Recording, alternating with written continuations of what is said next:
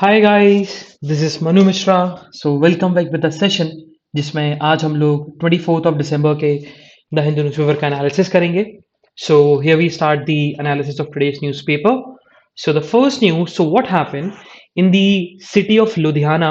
वहां पर एक्सप्लोजन हुआ, ठीक है, जिसके चलते एक पर्सन की डेथ हो गई एंड 6 पर्सन की इंजरी हुई है। 6 लोगों को इंजरी हुई है because of the explosion happened in the Ludhiana court. Ludhiana court है कहां पर? तो इट्स इन दी पंजाब, चंडीगढ़ के पास में ही है। मूविंग फर्दर, मतलब ऐसी कुछ न्यूज नहीं है, बस ये लिख लेना क्योंकि पंजाब में अभी इलेक्शंस आ रहे हैं और ये टेररिस्ट अटैक की एक साइन हो सकता है। रीजन बीइंग क्योंकि अभी बीएसएफ का इशू हमें जरूर पढ़ना है, क्योंकि बीएसएफ का इशू याद रखना आप लोग कि बीएसएफ ने अपना जुरिडिक्शन बढ़ा दिया है ना। सेंट्रल गवर्नमेंट ने बाय एन ऑर्डर लिख दिया है to the state of Punjab and West Bengal कि बीएसएफ का जो जुरिडिक्शन होगा ऑन द बॉर्डर एरिया वो 15 किलोमीटर से 50 किलोमीटर हो जाएगा। Okay, moving further towards the next news. So the second news is about the delimitation that is happening in the state of Jammu and Kashmir. Or we can say that not in the state, we can say that union territory of Jammu and Kashmir. ठीक है, तो state का नाम भूल जाओ आप, अब union territory अपन बोलेंगे जम्मू एंड कश्मीर को, it's not an state. So what happened, so हुआ क्या, डिलिमिटेशन कमेटी ने बोल दिया था कि भैया जम्मू में आपको 3 सीट्स बनाने की जरूरत है, 4 सीट बनाने की जरूरत है, और वहीं पर आपको 6 सीट बढ़ाने की जरूरत है, वहीं कश्मीर में आपको 1 सीट बढ़ाने की जरूरत है। तो जब लोगों ने ऑब्जेक्शन उठाया कि भाई आपने किस बेसिस पे किस कौन सा बेसिस लिया, आपने क्या फैक्टर लिया जिस बेस पे आपने जम्मू जम्मू में 6 एडिशनल सीट्स की बात की है और कश्मीर में एक आपकी एडिशनल सीट की बात करी है। तो लोगों ने बोल दिया कि भाई पॉपुलेशन अकेला एक क्राइटेरिया होता है। तो वहीं जो गवर्नमेंट है, गवर्नमेंट ने क्लियर किया कि population it's one of the factor जिसके बेसिस पर डिलिमिटेशन होता है किसी कॉन्स्टिट्यूएंसी का। But there are other factors also, जैसे कि फिजिकल फीचर्स हो गए, जैसे कि बाउंड्रीज ऑफ एडमिनिस्ट्रेटिव यूनिट्स हो गई, जैसे कि कम्युनिकेशन फैसिलिटीज हो गई, पब्लिक कन्वीनियंस हो गया। तो इन सब फैक्टर्स को दिमाग में रखते हुए किसी कॉन्स्टिट्यूएंसी का, किसी एरिया का डिलिमिटेशन होता है ना। जैसे कि हम बात करें उत्तराखंड की, तो उत्तराखंड में ऐसे हिल एरियाज हैं, हिली एरियाज हैं, हिली सिटीज हैं, हिली कॉन्स्टिट्यूएंसीज हैं जिनकी पॉपुलेशन एक कॉन्स्टिट्यूएंसी जो कि प्लेन एरिया पे है 20% भी नहीं है। तो it's not only about the population, it's about the other factors also. Population सिर्फ एक क्राइटेरिया होता है, बल्कि और अदर क्राइटेरिया और अदर फैक्टर्स भी होते हैं जो पॉपुलेशन से भी ज्यादा इंपॉर्टेंट होते हैं। जैसे कि फिजिकल फीचर्स हो गए, कम्युनिकेशन फैसिलिटीज हो गई, एडमिनिस्ट्रेटिव आपका फैसिलिटीज हो गई, एडमिनिस्ट्रेटिव यूनिट्स हो गई, बाउंड्रीज होती हैं। मूविंग फर्दर, सो कल इलाहाबाद हाई कोर्ट ने अर्ज किया है to the prime minister and to the election commission of India कि यूपी में because of fear of Omicron variant सारी रैलीज को, सारी जितनी भी पॉलिटिकल रैलीज हैं उन सबको बैन कर देना चाहिए एंड यूपी के इलेक्शंस को अभी के लिए हमें एक्सटेंड कर देना चाहिए, है ना। अभी यूपी के पोल्स हमें नहीं कराने चाहिए मार्च में, मार्च और अप्रैल में, ठीक है, हमें एक्सटेंड कराने की जरूरत है। ये सिंपल सी बात इलाहाबाद हाई कोर्ट ने अर्ज करी है to the prime minister and to the election commission of India, क्योंकि because of the fear of Omicron variant. और उन्होंने ये भी बोला कि देखो अगर अगर आप करवाते हो तो लोगों के फिर आर्टिकल 21 ब्रीच होंगे। Article 21 talks about the right to life. Moving further, so finally Karnataka house से, लेजिस्लेटिव हाउस से एंटी कन्वर्जन बिल पास हो गया and it pass by the voice vote, ठीक है। सो अगर कभी आपने पार्लियामेंट, कभी भी लोकसभा राज्यसभा का सेशन देखा होगा, तो जो प्रिसाइडिंग ऑफिसर्स होता है वो हमेशा ऐसा बोलता है, द वन हु से यस या आए, तो जो लोग आए बोलते हैं तो वॉइस वोट होता है। फिर उसके बाद बोलते हैं द वन हु सेज ने, तो ने मतलब no, so one who says no. तो जिसकी वॉइस ज्यादा होती है तो वो स्पीकर आराम से समझ जाता है ना, कोई भी आदमी समझ जाएगा कि भाई के लोग मेजोरिटी किस चीज की है, यस की है कि नो की है। तो वॉइस वोट उसी को बोलते हैं। और वॉइस वोट कराने का एक और फंडा है कि टाइम बचता है किसी भी असेंबली का, और वो टाइम यूटिलाइज कर सकते हैं हम लोग डिस्कशन में कि क्या चेंजेस लानी चाहिए, बहुत सारी चीजें। ओके, मूविंग फर्दर, सो मध्य प्रदेश की लेजिस्लेटिव असेंबली ने अनएनिमसली एक रेजोल्यूशन पास किया, उस रेजोल्यूशन में बोला कि पंचायत के जो इलेक्शंस होंगे next time in the state of Madhya Pradesh, वो ओबीसी कोटा के बिना नहीं होने वाले। तो ओबीसी कोटा जब लगेगा तभी इलेक्शंस कराए जाएंगे इन the state of Madhya Pradesh. And what election? Panchayat के इलेक्शंस। ये मध्य प्रदेश की लेजिस्लेटिव असेंबली ने रेजोल्यूशन पास कर दिया है और बोल दिया है कि भाई ओबीसी कोटा होना जरूरी है आपका पोल्स में, पंचायत के इलेक्शंस में।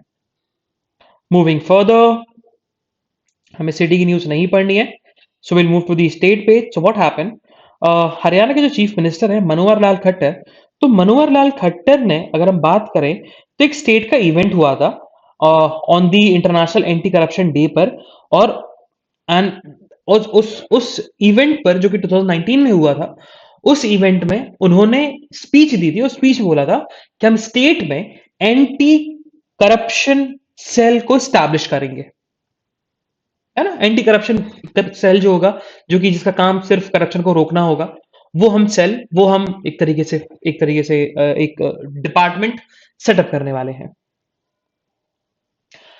लेकिन जब एक पर्सन ने आरटीआई फाइल करी और ये पूछा कि भैया जो इतना बड़ा जो इवेंट हुआ था और इस इवेंट में चीफ मिनिस्टर ने अनाउंस किया था, तो क्या एंटी करप्शन सेल बन पाया कि नहीं बन पाया?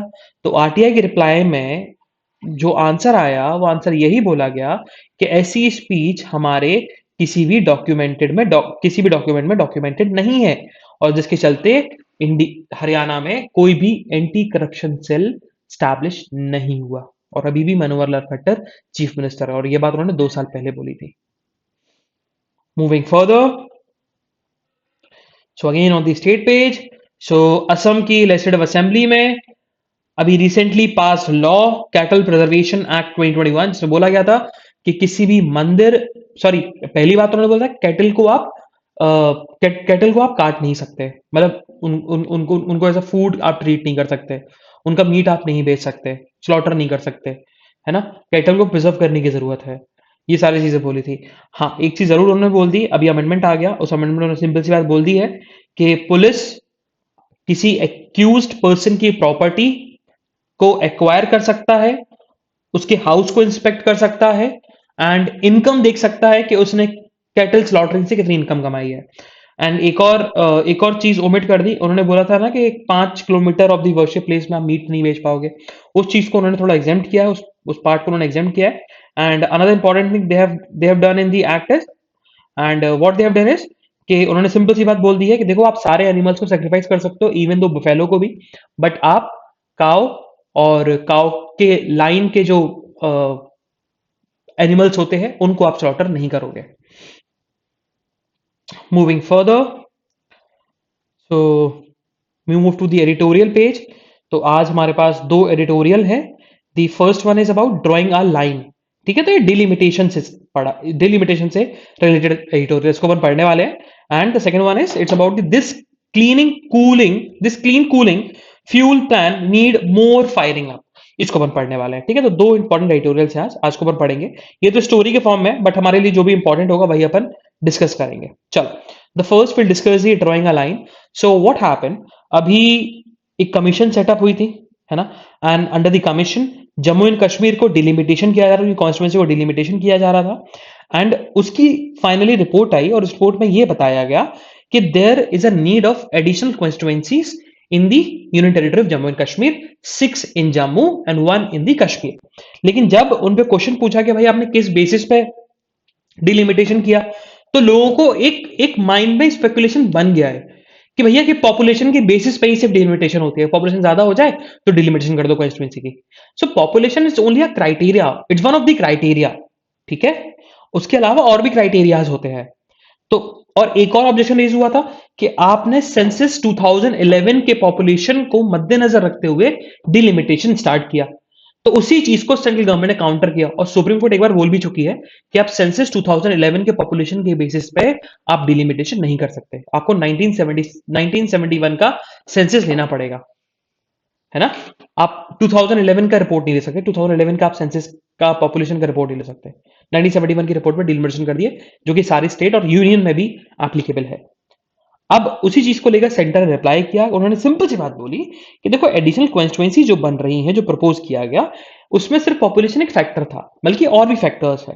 जैसे कि भाई किसी किसी एरिया में communication, there is a inadequacy of communication in some areas, तो इस बेसिस पे हमने डिवाइड किया कि भाई उसको ज्यादा हम लोग देख सके, उस पर ज्यादा फोकस कर सके, और कम्युनिकेशन जो गैप है, इनएडिक्वेसी है कम्युनिकेशन में, वो हम उसको फिलअप कर सके।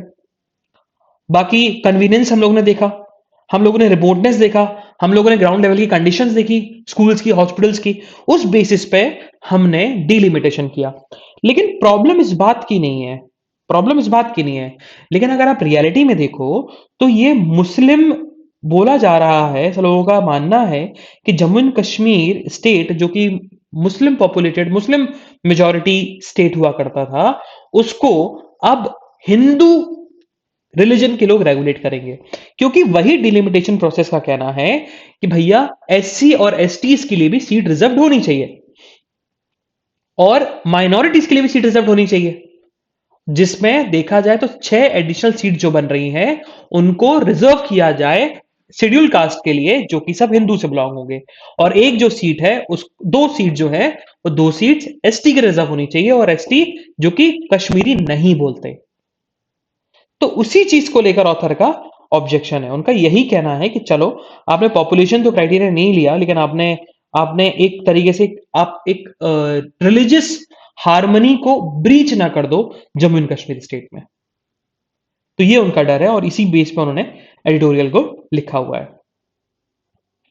Moving further, the next editorial it's about this clean cooking fuel plan need more firing up. चलो, तो अगर हम बात करें तो हमने एक बार पहले भी पढ़ा था एडिटोरियल, और अभी फिर से पढ़ रहे हैं कि उज्ज्वला स्कीम जो है, उज्ज्वला योजना जो है, उसका सेकेंड फेज जो है वो स्टार्ट होने वाला है। उसी चीज को लेकर इंडिया ने, ऑथर ने एडिटोरियल लिखा, और यही बताया गया कि उज्ज्वला स्कीम की हम बात करें तो उज्ज्वला स्कीम का जो फर्स्ट फेज था, फर्स्ट फेज में 8 करोड़ पुअर फैमिलीज को फ्री कुकिंग गैस कनेक्शन दिया गया था, है ना, इंक्लूडिंग दलित्स और ट्राइबल पॉपुलेशन ऑल्सो। और अगर हम बात करें तो अराउंड 11,000 एलपीजी डिस्ट्रीब्यूशन सेंटर्स बनाए गए थे in the phase 1 of the Ujjwala scheme, and across the country इनको सेटअप किया गया था कि भाई लोगों के लिए इजी एक्सेसिबल हो। लेकिन प्रॉब्लम यह है कि इनिशियली तो फ्री दे रहे थे, उसके बाद आपको फिर खरीदना पड़ेगा, ठीक है, आपको फिर खरीदना पड़ेगा। तो बहुत सारी प्रॉब्लम्स थी, प्रॉब्लम्स ये थी कि सब्सिडीज को रिफिल नहीं कर रहे थे, है ना, क्योंकि एलपीजी के जो प्राइसेस थे वो 50% से ज्यादा बढ़ गए। अगर हम कंपेयर करें, उज्ज्वला स्कीम जब लॉन्च हुई थी 2021 में, है ना, प्रीवियस ईयर्स, अगर हम पिछले साल की बात करें तो 600 रुपए था, अब 50% ज्यादा बढ़ चुके हैं। तो आप सब्सिडीज को रिफिल नहीं कर रहे, है ना, जिसके चलते जो लोग हैं वो सॉलिड फ्यूल पे ज्यादा अब डिपेंडेंट होने लगे, उस पे वो ज्यादा कुकिंग और फायरवुड और डंग किक्स का यूज करने लगे। और उज्ज्वला स्कीम आई क्यों थी? इसीलिए आई थी कि भाई कि लोगों का हेल्थ खराब ना हो, पोल्यूशन ना फैले एनवायरमेंट में, जो कि आप बेसिकली सॉलिड फ्यूल का यूज करते हुए पॉल्यूट करते हो एनवायरमेंट को। देन एक और जो प्रॉब्लम है, वो प्रॉब्लम ये है कि बायोमास जो है इजीली अवेलेबल हो जाता है, और एलपीजी जो है वो अनअवेलेबल नहीं होता, specially in the rural areas, ठीक है, और डोर स्टेप डिलीवरी नहीं होती एलपीजी सिलेंडर्स की, उसमें बहुत बड़ा गैप है, बहुत बड़ी प्रॉब्लम है। यही चीज बताया गया। फिर आगे ऑथर ने यह भी बताया कि क्या हम कैसे उन प्रॉब्लम्स को दूर कर सकते हैं। तो सबसे पहले ऑथर ने सिंपल सी बात बोली कि एलपीजी सब्सिडीज को फिर से रीइंस्टेट कर दो, है ना। अगर आप एलपीजी सब्सिडीज को रीइंस्टेट कर दोगे तो कुछ पॉपुलेशन जो लोग हैं जो कि अफोर्ड कर पाते थे वो फिर से खरीदने लगेंगे, है ना। आप एक लिस्ट बनाइए, और लिस्ट में ये बताइए कि भाई किसको जरूरत है ना, बेनिफिशियरी इन नीड, जैसे आप लगाते हो ना बिलो दी पॉवर्टी लाइन और ये सब चीजें, कौन मिडिल क्लास का है, कौन रिच क्लास का है, तो वैसे ही आप बेनिफिशियरीज इन नीड को आइडेंटिफाई करो कि किन लोगों को जरूरत है। फिर एक चीज और बताई गई कि आप एलपीजी सब्सिडीज उन लोगों की फैमिली से एक्सक्लूड कर दो जो कि बहुत रिच लोग हैं, मतलब जो अफोर्ड कर सकते हैं 900 रुपए का सिलेंडर भी, तो उनको आप एलपीजी एलपीजी सब्सिडी देने की कोई जरूरत नहीं है, और उज्ज्वला स्कीम को और एक्सटेंड करने की जरूरत है, फेज 3 और फेज 4 लाने की और ज्यादा जरूरत है। ये भी चीज ऑथर ने यहां पर बताया। ओके, तो वही चीज बताई गई, चैलेंजेस पहले बताए, फिर उनके सॉल्यूशंस ऑथर ने बताए हैं। तो सॉल्यूशंस, चल देखो, जब तक हमें प्रॉब्लम्स नहीं पता होंगी ना, हम लोग उस प्रॉब्लम्स के सॉल्यूशंस नहीं निकाल सकते। तो जब भी एडिटोरियल पढ़ो, सबसे पहले ये पढ़ो ऑथर ने किस बारे में एडिटोरियल लिखा। अब उस ऑथर को प्रॉब्लम्स क्या है, प्रॉब्लम समझ जाओगे तो खुद अपने दिमाग से सॉल्यूशन तुम्हें धीरे धीरे आने लगेंगे। और नहीं नहीं आते होंगे ना, तो आगे ऑथर एडिटोरियल में समझाता है कि क्या सॉल्यूशंस है।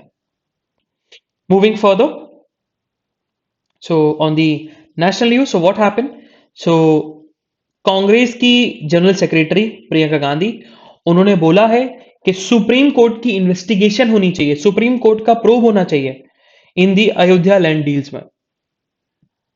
क्योंकि ऐसा सामने आया है कि अयोध्या के मेयर, अयोध्या के जजेस, अयोध्या के आपके एमपीज एमएलएज में होड़ लगी हुई है कि अयोध्या में जमीन खरीदी जाए। अब वो इसलिए क्योंकि अयोध्या कुछ सालों बाद एक टूरिस्ट अट्रैक्शन प्लेस बन जाएगा। तो जैसे अमरावती वाला इशू हुआ था ना चंद्रबाबू नायडू के साथ, वैसे ही अयोध्या में इशू होने वाला है। Moving further, so on the again on the next page of national news, what happen, Harshvardhan Shukla ने सिंपल सी बात बोली है कि इंडिया बहुत ईगर है एंड, और इंडिया इंडिया चाहता भी है कि बहुत जल्दी म्यांमार में डेमोक्रेसी सेटअप हो जाए। और इंडिया ने जो मिलिट्री कू के जो लीडर है मिन आंग हुआंग, उनको इंडिकेट किया है कि इंडिया जो है वो मीडिएट कर सकता है म्यांमार की आर्मी आर्म फोर्सेस और म्यांमार की पॉलिटिकल पार्टीज के बीच में, जिससे एक डेमोक्रेटिक गवर्नमेंट सेटअप हो जाए in the country of Myanmar. तो मीडिएट करने की क्षमता रखता है। Next news again, so what happen, so supreme court ने सिंपल सी बात बोली। सुप्रीम कोर्ट ने क्या बोला कि मान के चलो एक क्राइम हुआ और उस क्राइम में कम से कम 3 या 4 लोग इन्वॉल्व हैं, है ना। अब कोई कॉन्स्पिरेसी के लिए होगा, कोई मेन एक्यूज होगा। तो मान के चलो कि पुलिस ने इन सबके अगेंस्ट एफआईआर रजिस्टर कर दी, और जब ये केस कोर्ट में पहुंचा तो पुलिस ने चार्जशीट फाइल तो कर दी मेन एक्यूज के अगेंस्ट, बट जो को एक्यूज हैं उनके अगेंस्ट चार्जशीट फाइल नहीं करी। तो इस बेसिस पर कोर्ट उस मेन एक्यूज को रिलीज नहीं कर सकता कि चार्जशीट फाइल नहीं हुई को एक्यूज के अगेंस्ट। उससे कोई फर्क नहीं पड़ेगा, मेन एक्यूज को पनिश, मेन एक्यूज के ऊपर तो केस चलेगा, ट्रायल चलेगा, इवन दो उसके को एक्यूज के ऊपर चार्जशीट फाइल हुई हो ना हुई हो, उससे कोई फर्क नहीं पड़ने वाला। पहले क्या होता था, पहले पहले कोर्ट क्या करती थी, कोर्ट बोलती थी कि भैया को एक्यूज के अगेंस्ट भी चार्जशीट फाइल करिए, नहीं तो मेन एक्यूज को हम कैसे पनिश करेंगे। और इस बेसिस पर जो मेन एक्यूज हुआ करता था वो रिलीज हो जाता था। ठीक है, तो इसी चीज को लेकर कोर्ट ने क्लियर कर दिया, सुप्रीम कोर्ट ने क्लियर कर दिया है कि इवन दो चार्जशीट अगर फाइल नहीं है को एक्यूज के अगेंस्ट, तो मेन एक्यूज को मेन एक्यूज के ऊपर ट्रायल चलता रहेगा, उसको आप रिलीज नहीं कर सकते। Moving further again on the national news, what happened, so Indian council of cultural relations, cultural relations की बेसिकली एक मीटिंग थी, और उस मीटिंग में प्रेसिडेंट जो है इसी के, उन्होंने बोला कि जब भी मैं प्लेन में बैठता हूं और एयरप्लेन में बैठता हूं, इंडियन इंडियन एयरप्लेन में एयरपोर्ट जाता हूं, तो वहां पर सिर्फ फॉरेन म्यूजिक चलता है, और मेजोरिटी ऑफ द पॉपुलेशन को फॉरेन म्यूजिक समझ में ही नहीं आता। तो वो लोग एंजॉय नहीं कर पाते जो मेन पर्पस है सिविल एविएशन मिनिस्ट्री का म्यूजिक चलाने का। तो उन्होंने लेटर लिखा, जो आईसीसीसीआर है, उन्होंने लेटर लिखा to the civil aviation minister आपका ज्योतिरादित्य सिंधिया, कि आप एयरपोर्ट्स पर और एयरप्लेन्स पर जो कि इंडियन है, इंडियन एयरप्लेन्स और इंडियन एयरपोर्ट्स पर आप इंडियन म्यूजिक को प्ले करो, जिससे लोग अपने आप को इंटरटेन कर पाए। Moving further, so finally union government ने एडुटेक फर्म्स, एडुटेक प्लेटफॉर्म्स को यूज के लिए कॉशंस रिलीज कर दिया, डूज एंड डोंट, कि क्या करना चाहिए क्या नहीं करना चाहिए। अब एडुटेक प्लेटफॉर्म्स मतलब जैसे कि आपका बहुत सारे एडुटेक फॉर्म प्लेटफॉर्म्स होते हैं, मतलब एडुटेक प्लेटफॉर्म्स का मतलब ऑनलाइन एजुकेशन प्लेटफॉर्म्स, जैसे कि वेदांतो हो गया, ठीक है, अन अकेडमी हो गया, बाईजूस हो गया। Moving further on the world news, so what happened, so UK का एक डेटा आया, और यूके के डेटा में यही बताया गया कि ओमिक्रॉन वेरिएंट जो है वो आपको हॉस्पिटलाइज नहीं होने देगा। इसका मतलब कि जो नया वेरिएंट है वो थोड़ा सा माइल्डर है, उससे इलनेस जो है वो नहीं होगी, ज्यादा इलनेस नहीं होगी, आप हॉस्पिटलाइज नहीं होगे, ज्यादा से ज्यादा आप सिर्फ घर में ही रेस्ट करोगे। ये चीज यूके डेटा ने भी रिलीज कर दी है, बता दिया है। मूविंग फर्दर, बिजनेस न्यूज में अगेन ऐसी कुछ न्यूज नहीं है एग्जामिनेशन के पर्सपेक्टिव से. सेम गोज विद दी आपका sports news. So this is the analysis of today's newspaper. हम लोग कल फिर मिलेंगे with some exciting news, some exciting current affairs. तब तक के लिए bye bye, have fun and enjoy day. Bye bye guys.